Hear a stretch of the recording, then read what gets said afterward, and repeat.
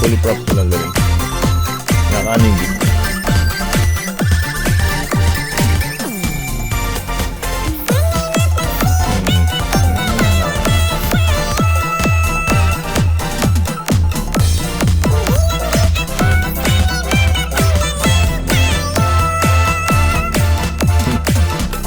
May dito yan.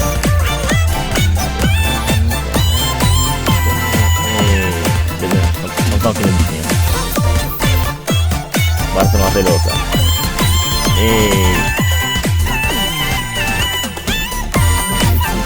Napaka-expect ko yun.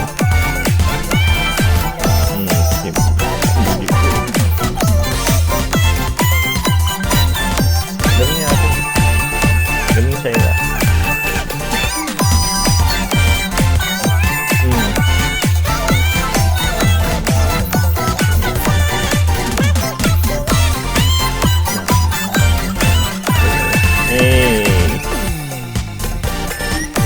Galing.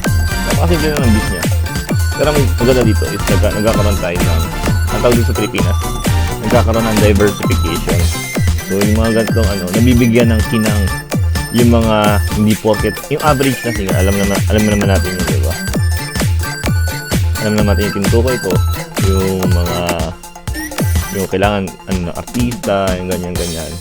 Yung kailangan may kailangan star artist, kailangan maganda. So ito yung mga B-pop, mga samoro pop, P-pop. Nagkakaroon ng limelight dahil sa mga TikTok, YouTube. Tapos yan, nagkakaroon sila ng exposure, na-appreciate ng ibang tao. Ako na-appreciate yung beat niya. Tsaka catchy, tsaka napakasimple lang. Hindi yung kagaya ng iba na madrama, kung ano pa. Diba? Hindi mo kailangan, sabi nga nila, hindi mo kailangan na may kakilala ka sa industriya para sumikat. Simpleng ganito lang, diba? Simpleng musical lang. Napakalakas ng impactful. Kaya siya na-apekto niya ibang tao. Nagbibigay ng saya. Ako napapasaya ako. Hindi lang ako nag-comment kasi habang kumakanta siya is na-appreciate yung tugtugan niya.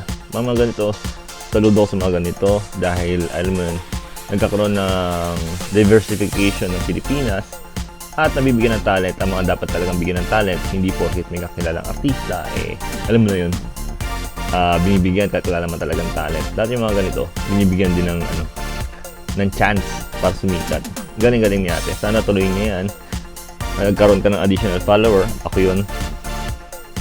So, para sa akin, number 1 yung mga ganito, yung mismo nagkakaroon siya na talent, nakakatulong siya sa ibang tao through her music. To appreciate. So, kudos kay Ate Shaira.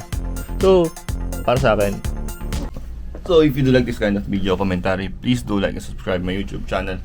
Maraming salamat. So, ulit and skirt.